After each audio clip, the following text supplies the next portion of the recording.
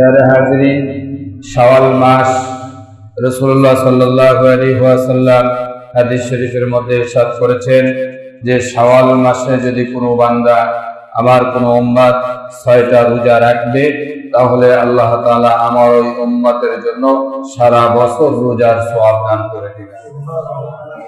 এজন্য শাওয়াল মাস চলছে। এই রোজা একের পর এক ধারাবাহিক ভাবেও রাখা যাবে, আবার একটা রাখলো আর একটা রাখলো না, একদিন পর পরও রাখা যাবে। অর্থাৎ এই শাওয়াল মাসের মধ্যে 6টা রোজা করে দিলেই আল্লাহ তাআলা বান্দার আমলনামায় 1 বছর রোজার সওয়াব লিখে দিবেন। আমরা চেষ্টা করব যে যাদের সাধ্য আছে, সামর্থ্য আছে, যে এই শাওয়াল মাসের 6টা নফল রোজা আদায় করার জন্য আল্লাহ তাআলা তৌফিক দান করুন। সবাই বলে আমিন। রমজান মাস অতিবাহিত হয়ে গেছে। শয়তান রমজান মাসে বাধা ছিল, শিকলবদ্ধ ছিল। শয়তান এখন খোলাসা হয়ে গেছে, শয়তান ছাড়া পেয়েছে। এখন শয়তান প্রতিযোগিতায় নেমে পড়বে যে কোন সোর্সে মানুষকে গুনাহের মধ্যে লাগিয়ে দেওয়া যায়। কথার মাধ্যমে, চলাচলের মাধ্যমে, প্রবাসের মাধ্যমে, মুআমালাত মুআশারাতের মাধ্যমে, কোন প্রক্রিয়ায় একটা গুনাহ করাইতে পারলেই শয়তান খুশি, একটা গুনাহ করাইতে পারলেই শয়তান খুশি।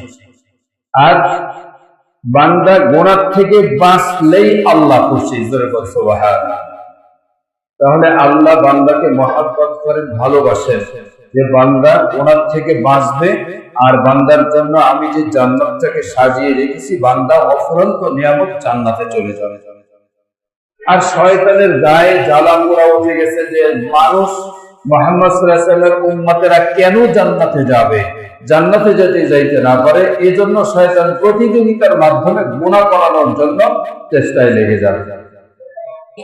মসজিদ আবাদ, মসজিদে আবাদ অর্থাৎ ইবাদতটাই হলো মসজিদের আবাদ। ইবাদতের জন্যই মসজিদ তৈরি করা হয়েছে।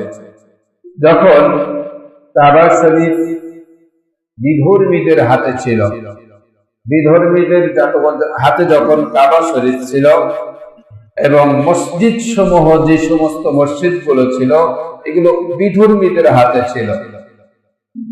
আল্লাহ রাব্বুল আলামিন এই মসজিদের সম্মান রক্ষা কিভাবে করবেন, এই কাফের মুশরিকেরা তো মসজিদের সম্মান রক্ষা করা বুঝবে না। এদের হাত থেকে এই মসজিদটাকে দিনদার, মুত্তাকি, ঈমানদার মুসলমানদের হাতে দেওয়ার জন্য আল্লাহ তাআলা নির্দেশ করলেন যে এই মসজিদ আবাদ করবে একমাত্র ঈমানদারেরা। সুবহানাল্লাহ। অন্য কেউ এই মসজিদ আবাদ করতে আসতে পারবে না। কোন বিধর্মীকে মসজিদের কমিটিতে জয়েন করানো হারাম, জায়েজ নেই। কোন বিধর্মী মসজিদের কমিটি হতে পারবে না। সে এমপি হোক, মন্ত্রী হোক, ম্যাজিস্ট্রেট হোক, যেই হোক না কেন, মসজিদের কমিটি হতে পারবে না। আল্লাহ রাব্বুল আলামিন এই বিষয় নিয়ে কোরআনের মধ্যে স্পষ্ট বর্ণনা করলেন। ইন্নামা ইয়ামুরু মাসাজিদাল্লাহ, মসজিদের নেতৃত্ব দিবে কারা? সূরাতুত তাওবার 18 নম্বর আয়াত। মসজিদে কারা নেতৃত্ব দিবে এবং মসজিদ পরিচালনা করবে কারা, তাদের পরিচয় আল্লাহ তাআলা তুলে ধরেছেন। ইন্নামা, নিশ্চয়ই তারা, ইয়ামুরুনা, নেতৃত্ব দিবে, পরিচালনা করবে, মাসাজিদাল্লাহ, আল্লাহর ঘর মসজিদ। আল্লাহর ঘর মসজিদকে তারা পরিচালনা করবে। তারা মান আমানা বিল্লাহ, 1 নম্বর, যারা ঈমান এনেছে। জোরে বলো সুবহানাল্লাহ। বেঈমানেরা মসজিদের কমিটি হতে পারবে না। মসজিদ পরিচালনা করার জন্য বেঈমানেরা মসজিদে আসতে পারবে না। মসজিদ পরিচালনা করবে 1 নম্বরে যারা, তিনারা হচ্ছেন আমানা বিল্লাহ, মান আমানা বিল্লাহ, যারা আল্লাহর প্রতি বিশ্বাস স্থাপন করেছে। এই বিশ্বাস স্থাপন যেমন তেমন বিশ্বাস নয়। যেমন তেমন বিশ্বাসকে এই ঈমান বলা হয় নাই। আমানা বিল্লাহ, এই আমানা বিল্লাহ বলতে বোঝানো হয়েছে আল্লাহর প্রতি বিশ্বাস, রাসূলের প্রতি বিশ্বাস এবং আখিরাতের প্রতি বিশ্বাস, ফেরেশতাদের প্রতি বিশ্বাস এবং কিয়ামতের প্রতি বিশ্বাস। এই সমস্ত বিশ্বাস, এই বিষয়গুলো অর্থাৎ যেটাকে গায়েব বলা হয়, যা চোখে দেখা যায় না, না দেখে ঈমানের সাথে বিশ্বাস স্থাপন করা, আল্লাহর প্রতি বিশ্বাস এক নম্বরে। মান আমানা বিল্লাহ, যারা আল্লাহর প্রতি বিশ্বাস স্থাপন করেছে, ওয়াল ইয়াউমিল আখির, এবং আখিরাতের প্রতি যারা বিশ্বাস স্থাপন করেছে। আখিরাত এমন একটা জায়গা, এমন একটা জিনিস, এমন একটা অবস্থানের জায়গা আখিরাত। এই আখিরাতের প্রতি মানুষকে বিশ্বাস করতে হবে। মানুষ মনে করে এই পৃথিবীটাই শেষ জীবন, পরবর্তী জীবন নয়, এমন ধারণা যাদের ভিতরে আছে তাদেরকে মসজিদের কমিটিতে রাখা যাবে না। মসজিদ এমন একটি স্থান যেটাকে আল্লাহ রাব্বুল আলামিন নিজের ঘর বলে প্রমাণ করেছেন, আখ্যা দিয়েছেন, ঘোষণাও করেছেন। এজন্য মসজিদ আল্লাহর ঘর, আল্লাহর বান্দা যারা হবে তারাই মসজিদ পরিচালনা করবে। ওয়াল ইয়াউমিল আখির, আখিরাতের প্রতি বিশ্বাস। এই আখিরাতের প্রতি বিশ্বাস ওই সময় করলে হবে না যে সময় আজরাইল আলাইহিস সালাম সামনে এসে হাজির হয়ে যাবে। তখন তো আখিরাত তার সামনে উপস্থিত হয়ে যাবে। সে চোখের সামনে আখিরাত দেখতে পারবে, তার আমলনামা দেখতে পারবে, বিগত জীবনে কতগুলো গুনাহ করেছে আর বিগত জীবনে কি পরিমাণ নেকের কাজ করেছে, সব তার চোখের সামনে হাজির হয়ে যাবে। স্পষ্ট ভাবে সে দেখতে পারবে। ওই সময় দেখার পরে যদি ঈমান নিয়ে আসে, ওই ঈমানটা গ্রহণযোগ্য হবে না। আজরাইলকে যদিও সময় চায়, আজরাইলের কাছে যদি অনুনয় বিনয় করে, কাকুতি মিনতি করে যদি সময় চায়, আজরাইল আলাইহিস সালাম এক মুহূর্ত সময় তাকে দিবে না। এই জন্য আজরাইল আলাইহিস সালাম চোখের সামনে আসার আগেই যারা ঈমান নিয়ে আসবে, আল্লাহর প্রতি বিশ্বাস স্থাপন করবে, আখিরাতের প্রতি বিশ্বাস স্থাপন করবে। আখিরাত এত বড় জায়গা, এত বড় সফর। মুহাদ্দিসিন ইকরাম এবং মুফাসসিরিন ইকরামগণ ব্যাখ্যা করেছেন, আখিরাত যার শুরু আছে শেষ নাই। উদাহরণ টানতে গিয়ে তিনারা ব্যাখ্যা করেছেন, গোটা পৃথিবীর মধ্যে যত ভরপুর জায়গা আছে, ফাঁকা জায়গা আছে, এই সমস্ত ফাঁকা জায়গাটাকে, গোটা পৃথিবীটাকেই সরিষা দানা দ্বারা একদম ভরপুর করে দেওয়া হলো। একটু ফাঁকা জায়গা রাখা হলো না। আর একটা পাখিকে নির্দেশ দেওয়া হলো, ও পাখি, এই যে পৃথিবী ভরপুর সরিষা দানা তুমি দেখতেছো, একটা দানা মুখে করে নিয়ে যাবা, একটার বেশি দুটা নিতে পারবা না, একটাই নিয়ে যাবা। একটা সরিষার দানা নিয়ে তুমি উড়াল দিয়ে চলে যাবা, 500 বছরের মধ্যে আর তুমি পৃথিবীতে আসতে পারবা না। 500 বছর পর আবারও আসবা, একটা দানা নিয়ে তুমি আবার চলে যাবা, দুটাও নিতে পারবা না। এভাবে তুমি আসবা আর একটা করে দানা নিয়ে যাবা, 500 বছর পর আসবা, আবার তুমি যাবা, 500 বছর পূর্ণ হলে আবার আসবা, একটা সরিষার দানা নিয়ে যাবা, দুইটাও নিতে পারবা না। এভাবে একটা একটা করে নিতে নিতে নিতে নিতে এক সময় গোটা পৃথিবী সরিষার দানা শূন্য হয়ে যাবে। কিন্তু আখিরাতে এমন একটা জীবন শুরু হয়ে যাবে, যেই জীবনের শুরু আছে শেষ নাই।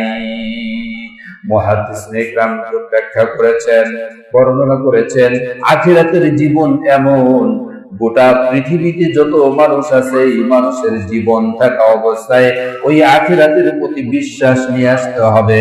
মৌতটাকে শাস্তিযোগ্য একটি মৌত, এটাকে তার বিশ্বাস নিতে হবে। পৃথিবীর সর্বশেষ যেই মানুষটা ইন্তেকাল করবে, তিনিও 40,000 বছর পর্যন্ত এই মাটির কবরে অবস্থান করবে। আমি আপনি কত বছর পর্যন্ত মাটির কবরে অবস্থান করব, কোন রকমের ঠিকানা নাই। তাহলে এই যে কবরের একটা জগৎ চলে যাচ্ছে, কত জগৎ, কত বছর, যে কত যুগ যুগান্তর চলে যাবে কবরের মধ্যে, কেউ কোনো হিসাব রাখতে পারবে না।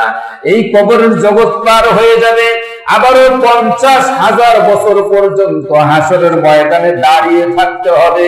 তামার জমিনে পরিণত হয়ে যাবে, যেই জমিনটা, ওই জমিনের উপরে 50,000 বছর অতিক্রম করতে হবে। দুনিয়ার 50,000 বছর নয়, ওটা হলো আখিরাতের 50,000 বছর, সেখানে অবস্থান করতে হবে। আমরা মনে করেছি মরে গেলেই সব শেষ, মরে গেলেই আর কোনো কিছু হবে না। না, মরে গেলেই জীবন শুরু। এই জীবন হতে পারে না। আখিরাতের জীবনটাকে সুন্দর বানানোর জন্য পৃথিবীতে থাকা প্রয়োজন। এই জন্য আল্লাহ রাব্বুল আলামিন এই পৃথিবীতে আমাদেরকে পাঠিয়েছেন, যাতে আমরা আখিরাত সুন্দর করে নিতে পারি। জান্নাত হলো আসল বাড়ি, ওই বাড়িটা যেন আমরা সুন্দর করে সাজিয়ে নিতে পারি।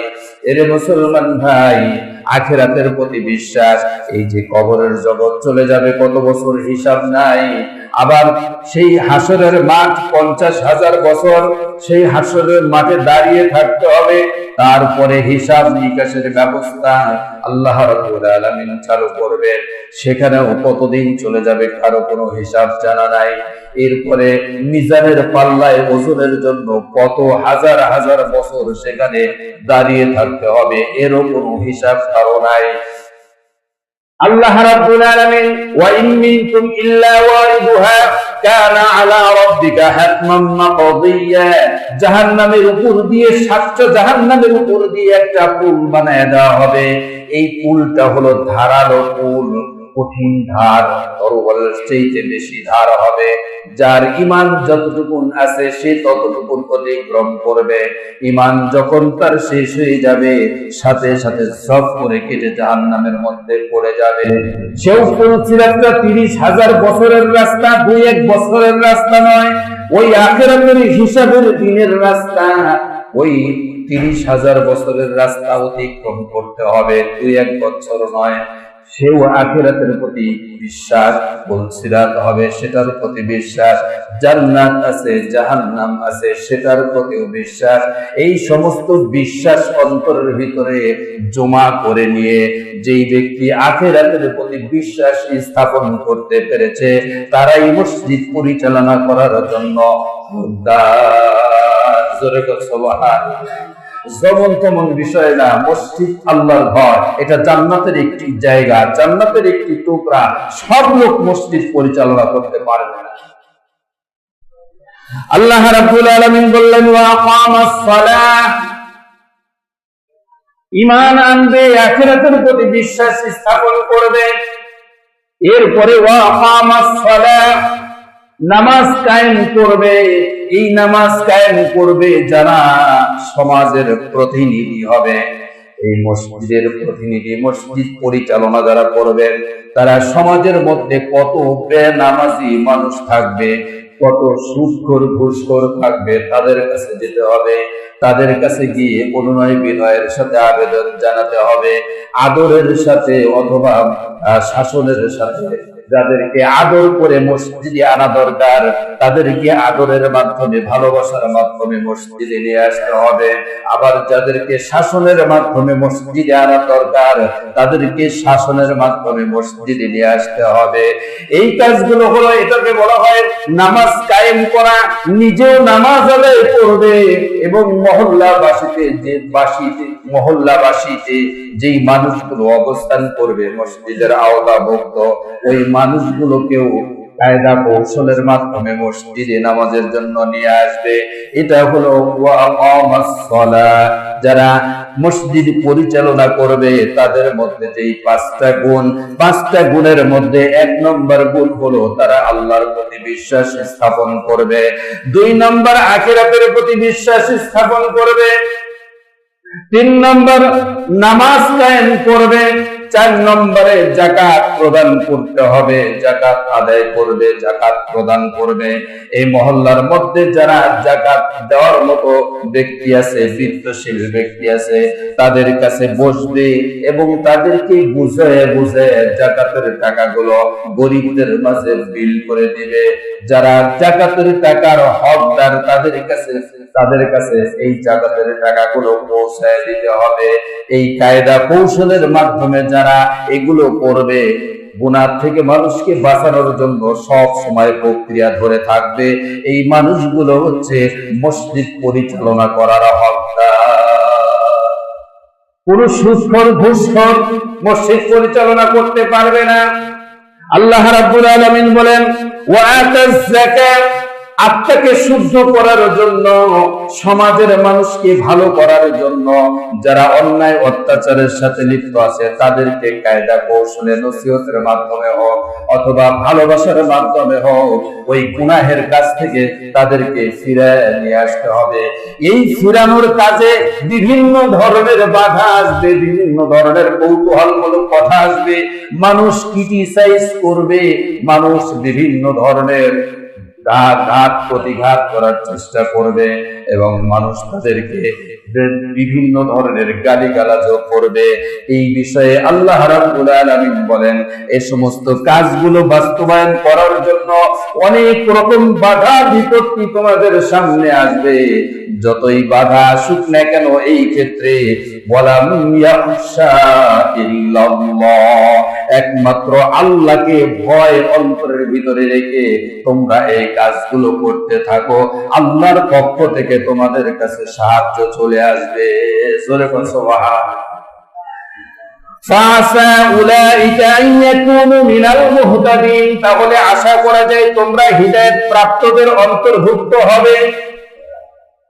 কমিটি যদি হিদায়াত প্রাপ্তদের অন্তর্ভুক্ত হয়ে যায়, মুসল্লিরাও হিদায়াত প্রাপ্তদের অন্তর্ভুক্ত হয়ে যাবে। জোরে বলো সুবহানাল্লাহ। কারণ পরিচালনা যদি ভালো হয় তাহলে যারা সেখানে অবস্থান করবে তারাও ভালো হয়ে যাবে, আর পরিচালনা যদি নষ্ট হয়ে যায় তাহলে যারা সেখানে অবস্থান করবে সব নষ্ট হয়ে যাবে। পাকা আর কাঁচা দুইটা জিনিস হয়ে যায়। আল্লাহ রাব্বুল আলামিন মসজিদের বিষয়ে পরিষ্কার জানিয়ে দিলেন, তোমরা মসজিদ পরিচালনা করবা কারা? 5টা গুণ বিশিষ্ট ব্যক্তিরা মসজিদ পরিচালনা করবে।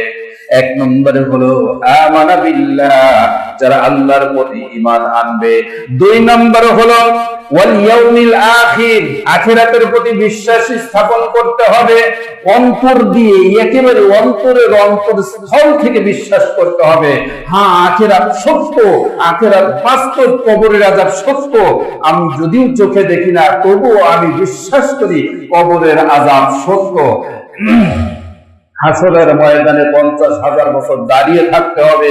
হাসরের ময়দানে যে কষ্ট হবে, অসম্ভব কষ্ট হবে, এটাও সত্য। আবার পুলসিরাত পার হতে হবে 30,000 বছরের রাস্তা, এটাও সত্য। মিজানের পাল্লায় ওজন হবে, নেকি এবং বদি ওজন দেওয়া হবে। মানুষকে জান্নাত এবং জাহান্নামের ফয়সালা করে দেওয়া হবে। জান্নাত শান্তিময় জায়গা এবং জাহান্নাম কষ্টকর জায়গা, শাস্তির জায়গা, এটা আমি বিশ্বাস করি। আল্লাহকে আমি সাক্ষী রেখে বিশ্বাস করি। আল্লাহর এই ভয় অন্তরের ভিতরে জমা রাখবে, এরপরে নামাজে দাঁড়াবে, নামাজ প্রতিষ্ঠা করার জন্য নিজেও নামাজ পড়বে, মহল্লাবাসীদেরকেও নামাজের জন্য ডাকে ডেকে নিয়ে আসবে। এরপরে যাকাত যারা দেওয়ার মতো ব্যক্তি তাদের কাছ থেকে যাকাত নসিহতের মাধ্যমে হোক আর যেভাবেই হোক তাদেরকে বলে বুঝে যাকাত পরিপূর্ণভাবে হকদারের হক যারা যাকাত প্রাপ্ত তাদের কাছে যাকাতটা পৌঁছায় দিতে হবে। এই সমস্ত কাজে যদি কোনো রকমের বাধা বিপত্তি আসে একমাত্র আল্লাহকে ভয় করতে হবে। ওয়ালাম ইয়াখশা ইল্লাল্লাহ, আল্লাহকে ভয় করতে হবে। অন্য কারো কোনো কথা শোনাও যাবে না, কাউকে কোনো পরোয়াও করা যাবে না, কেউ বাধা দিলেও সেই বাধা মেনে নেওয়া যাবে না। আপনা আমার নসিহতের গতিতেই চালিয়ে যেতে হবে। আল্লাহ তৌফিক দান করুন, সবাই বলে আমিন। এরপরে আল্লাহ রাব্বুল আলামিন আরেকটা আয়াতের মধ্যে বলছেন, ওয়ামান আযলামু মিম্মান মানাআ মাসাজিদাল্লাহি আন ইউযকারা ফীহা ইসমুহু ওয়াসআতি খরাবিহা, তার চাইতে বড় জালেম কে আছে যে আমার বান্দারা মসজিদে জিকির করবে আর পাশে থেকে সে বাধা প্রদান করবে? এর চাইতে বড় জালেম আর কেউ নাই। এই আয়াতে কারিমা যে সময় নাজিল হলো, নাজিল হওয়ার সাথে সাথে সাহাবায়ে কেরাম রাদিয়াল্লাহু তাআলা আনহুর জবান বন্ধ হয়ে গেল। মসজিদের ভিতরে সাহাবীরা আসতেন, লাইন ধরে কাতারবদ্ধ হয়ে একজনের গায়ের সাথে আরেকজনের গা লাগিয়ে দিয়ে বসে পড়তেন, যাতে কথা বলার সুযোগ না থাকে। যদিও কোনো বিশেষ প্রয়োজন মসজিদ ভিত্তিক কথা বলার দরকার হতো, হযরতে আলী রাদিয়াল্লাহু তাআলা আনহুর পকেটে ছোট্ট পাথর রাখতো। ওই পাথরটা জমিনে দিয়ে আস্তে করে মেরে দিত, তাহলে যার কাছে কথা বলবে তাকে ইশারা দিয়ে বলতো যে এই বিষয় এই বিষয়। জোরে কথা বলতো না। মসজিদে জোরে কথা বলা হারাম। আর আমাদের দেশের মসজিদের অবস্থা কি হয় জানেন? আমাদের দেশের মসজিদের অবস্থা হয়, বাজারে বেচা কিনা হয়েছে, বাড়িতে সেই আলোচনা হবে না, মসজিদে এসে সেই গোল মিটিং দিবে সেই আলোচনা। বাজারের ভিতরে শহরের ভিতরে গন্ডগোল হবে, মারামারি হবে, দুই পক্ষের মারামারি হবে, মাথা ফাটাফাটি হবে, গোলাগুলি হবে। ওই দোকানে কোনো আলোচনা হবে না। মসজিদে আসবে, যারা নামাজ পড়বে তাদের পাশে থেকে হাই রে গুলাগুলি, হাই রে গুলাগুলি শুরু হয়ে যাবে। এই সমস্ত কথা, এগুলো বলা মসজিদে জায়েজ নাই। একজন ব্যক্তি যদি মসজিদে নামাজের জন্য দাঁড়িয়ে যায়, সে যদি সুন্নাত নামাজের নিয়ত করে অথবা নফল নামাজের নিয়ত করে অথবা কোরআন তেলাওয়াত করে অথবা সে জিকিরের মধ্যে বসে পড়েছে, সুবহানাল্লাহ, আলহামদুলিল্লাহ, আল্লাহু আকবার, লা ইলাহা ইল্লাল্লাহ, এইভাবে জিকিরের মধ্যে তার একটা ধ্যানের সাথে জিকিরে বসে পড়েছে, আপনি বাহিরে থেকে এসেই এই যে গল্প গুজব শুরু করে দিলেন, ওনাদের জিকিরের যে একটা স্বাদ, আল্লাহর সাথে তাদের প্রেম ছিল, আল্লাহর সাথে তাদের একটা মহাব্বত, এই ইশকে মহাব্বতের যে অবস্থাটা আপনি ভঙ্গ করে দিলেন, আপনি তো আল্লাহর পক্ষের মধ্যে থাকতে পারলেন না, আপনি শয়তানের পক্ষের মধ্যে চলে গেলেন। একটু বিচার বিশ্লেষণ নিজের বিবেকের কাছে দিতে হবে যে আমি কার দলের মধ্যে যাচ্ছি, আমি আল্লাহর দলের মধ্যে যাচ্ছি না আমি শয়তানের দলের মধ্যে যাচ্ছি। প্রশ্ন আসছে, সুন্নাত নামাজের সময় নামাজরত ব্যক্তির আশেপাশে দুনিয়াবি কথা বলা, গল্প করা যাবে কি? এটি সম্পূর্ণ নিষেধ, একেবারেই নিষেধ। এই যে সামনে আরো আলোচনা আসবে, এই মসজিদ ভিত্তিক যে আলোচনা শুরু হয়েছে, এটা আলহামদুলিল্লাহ অনেক ভালো ব্যাখ্যা বিশ্লেষণের মাধ্যম দিয়ে আলোচনা করা হবে। সেখানে সামনে যে আয়াতগুলো আসতেছে, এই আয়াতের মধ্যে মসজিদে বসে একমাত্র জিকির আজকার ছাড়া, নামাজ, কোরআন তেলাওয়াত, তাসবিহ, তাহলিল, এই সমস্ত বিষয় ছাড়া কোনো কথা বলা জায়েজ নাই। যদি কোনো ব্যক্তি নামাজরত থাকে তাহলে তার পাশে জোরে কোরআন শরীফ পড়া যাবে না এবং তার পাশে জোরে জিকিরও করা যাবে না। মনে মনে আস্তে আস্তে এগুলো করতে হবে। এত আদবের জায়গা এটা। আর এখানে যদি দুনিয়াবি কথাবার্তা বলা শুরু হয়ে যায়, তাহলে যেন মনে হচ্ছে যে ওরা দুনিয়ায় থাকবে না, দুনিয়ায় থেকে জান্নাত কামাই করারও দরকার নেই, তাড়াতাড়ি কিয়ামত এসে যাক। এমনটা করা যাবে না। আমার ইচ্ছা থাকতে হবে, আমার আশা থাকতে হবে আল্লাহ দুনিয়ার আয়ু বৃদ্ধি করে দিক, আমার আয়ু বৃদ্ধি করে দিক, আমি নেক কাজ করব, জান্নাতের মধ্যে বড় বড় বাড়ি পাবো। আল্লাহ তাআলা আমাদের এই আশা ভিতরে নিয়ে আসতে হবে, তাহলে আল্লাহ আমাদের নেক আশাগুলো পূরণ করে দিবেন। কথা তো জোরে বলাই যাবে না, প্রয়োজন হলে ইশারা করে কথা বলা যাবে, কোনো জোরে কথা বলা যাবে না। মসজিদে জোরে কথা বলা মাকরুহ। কোন ঐতিহাসিক এবং কোন মুহাদ্দিসিনে কেরামগণ যিনারা জোরে জোরে কথা বলছেন, যিনাদেরকে ধুমকায় বের করে দিয়েছেন মসজিদ থেকে। এমনটা যেন আমাদের দেশে না হয়। আজকালকে যদি কোনো একজন ব্যক্তি এসে বলে যে আপনি জোরে কথা বলতেছেন কেন, মসজিদ থেকে বের হন, তারই খবর হয়ে যাবে। এমনটা যাতে কাউকে বলতেও না হয়, আবার কেউ যেন এরকম বলার কোনো কাজও আমরা না করি। আমরা নিজেরা শুধরিয়ে যাই, নিজেরা মসজিদের আদব রক্ষা করি। আল্লাহ তাআলা আমাদের প্রতি রহমত নাজিল করবেন। সবাই বলি আমিন। যারা